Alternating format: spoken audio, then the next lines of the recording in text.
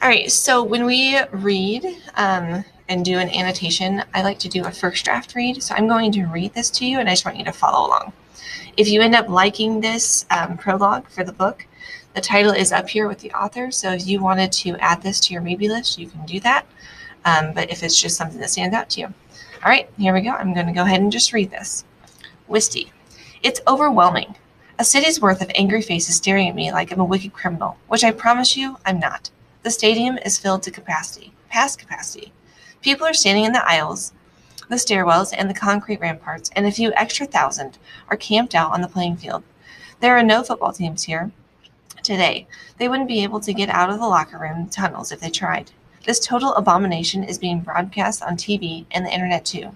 All the useless magazines are here, and the useless papers. Yep, I see cameramen in elevated roofs at intervals around the stadium. There's even one of those remote-controlled cameras that runs around on wires above the field. There it is, hovering just in front of the stage, bobbing slightly in the breeze. So, there are undoubtedly millions more eyes watching than I can see. But it's the ones here in the stadium that are breaking my heart. To be confronted with tens and maybe even hundreds of thousands of curious, uncaring, or at least indifferent faces. Talk about frightening. And there are no moist eyes, never mind tears. No words of protest, no stomping feet, no fists raised in solidarity, no inkling that anybody's even thinking of surging forward, breaking through the security cordon, and carrying my family to safety. Clearly, this is not a good day for us all goods. In fact, as the countdown ticker flashes on the giant video screens at either end of the stadium, it's looking like this will be our last day. It's a point driven home by a very tall, bald man up in the tower they've erected midfield. He looks like a cross between a Supreme Court justice and being the merciless. I know who he is. I've actually met him. He's the one who is the one. Directly behind his oneness is a huge NO banner, the New Order. And then the crowd begins to chant, almost sing, the one who is the one, the one who is the one. Imperiously, the one raises his hand, and his hooded lackeys on the stage pushes forward, at least as far as the ropes around our necks will allow.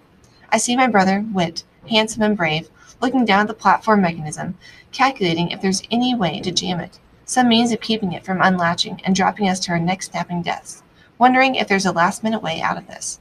I see my mother crying quietly, not for herself, of course, but for Whit and me. I see my father, his tall frame stooped with resignation, smiling at me, and my brother, trying to keep our spirits up, reminding us that there's no point in being miserable in our last moments on this planet. But I'm getting ahead of myself. I'm supposed to be providing an introduction here, not the details of our public execution. So let's go back a bit. All right, so that was our first draft read. I will do a second draft read, and when we do that, that's the next link that you're going to go into, and we're actually going to annotate this. Again, if you like this book or like the selection, and you're like, hey, I want to give that book a try, go ahead and up here at the top is Witch and Wizard by James Patterson, so you can add that to page 85 on your maybe list if you want to try to read it.